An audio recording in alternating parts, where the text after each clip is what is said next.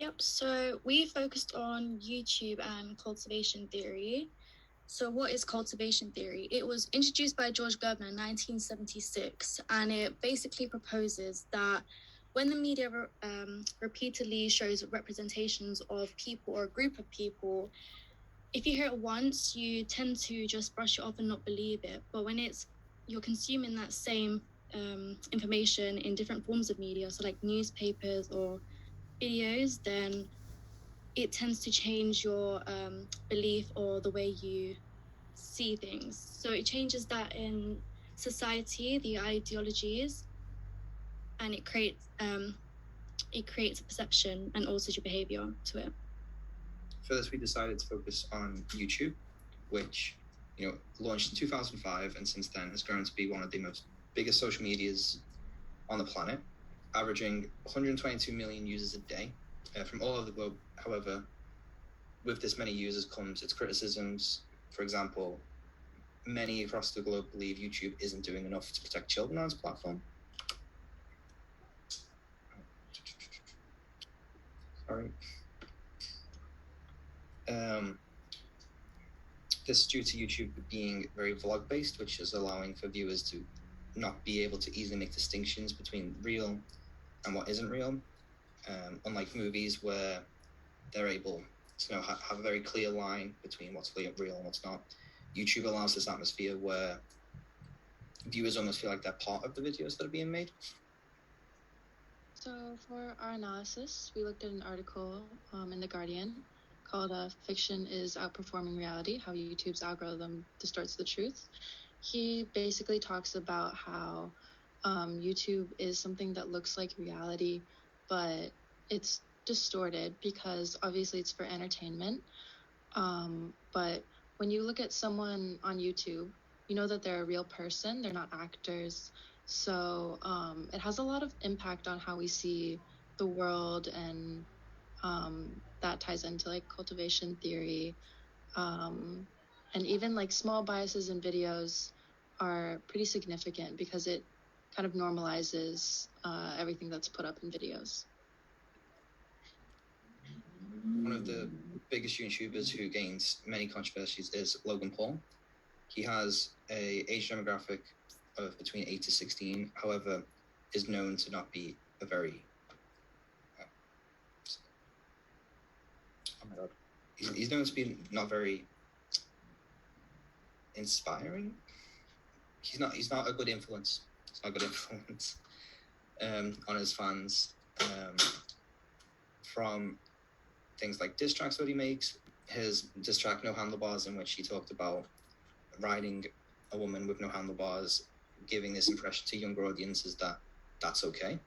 He's also known for going to the suicide forest in Japan and filming a dead body and uploading it to YouTube for monetary gain. Once again, his younger audience of 8-16, who are really impressionable, don't know that this is wrong and are being told by somebody who they deem in high regards that it's okay to do this when it's very much not.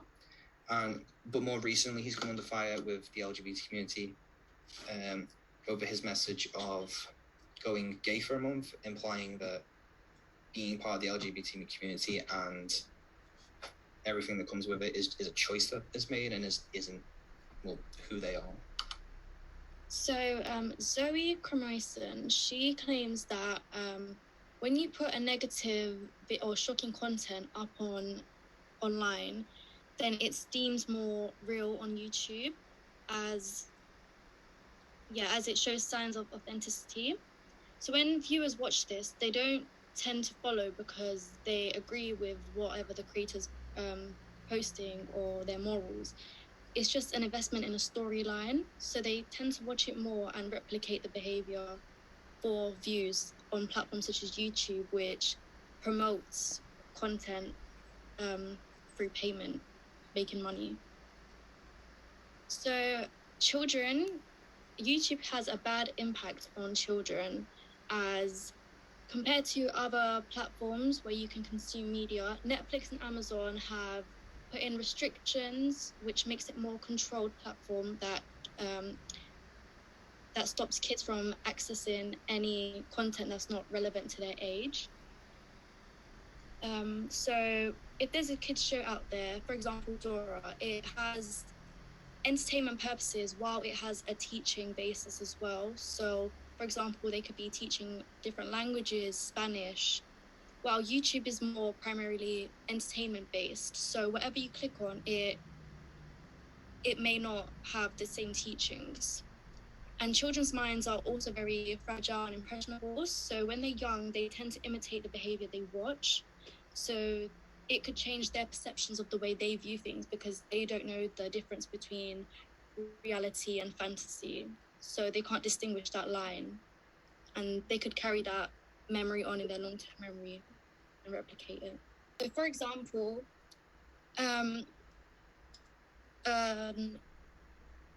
so a study was carried out where when you search up Peppa Pig, famous child's cartoon, the algorithm on YouTube has a suggested list or an up next list, which just plays videos which are relevant.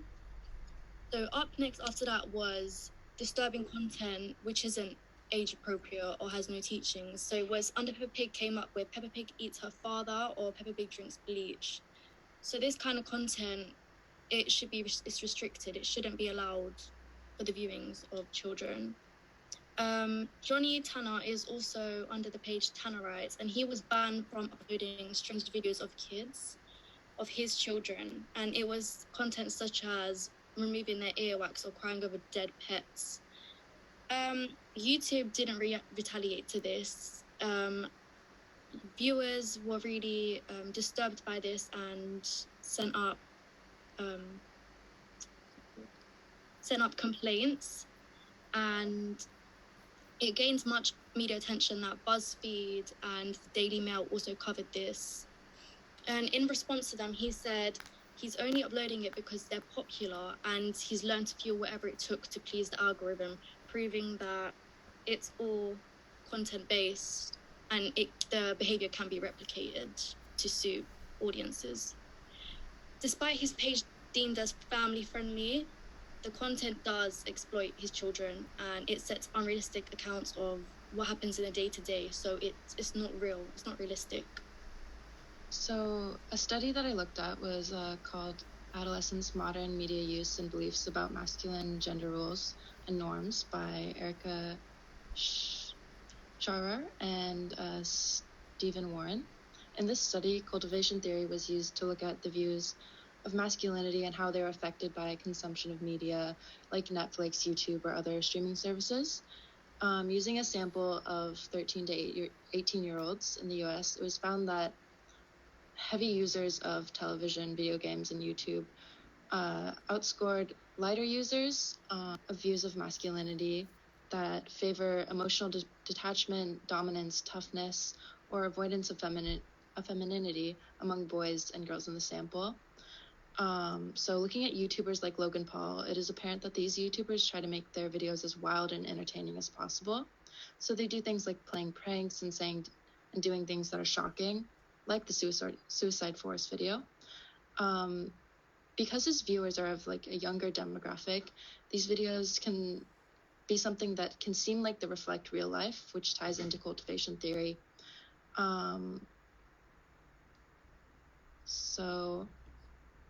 Looking at a lot of the content that he's made, there's a lot of violence. There's an example of a video where he's shown firing a taser to 2 dead rats that was left on the balcony of his mansion.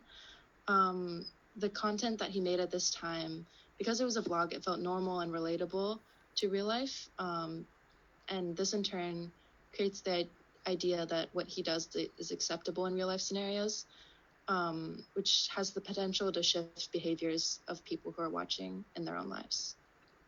So in conclusion, while there are studies that tie cultivation theory and YouTube, it has been shown that cultivation theory has not been proven to be completely reliable. This is due to the fact that it is difficult to get concrete evidence that it actually affects the public and the perception of life. The problem can be traced trace back to practices and tests of theory rather than like the theory itself. So looking to the future of cultivation, researchers need to engage in higher level challenges, identifying institutional practices that shape messages. So basically examining messages and trying to find out like what people beliefs are over a long pattern of time, and how a person's beliefs shift from a real world basis to like a TV world basis.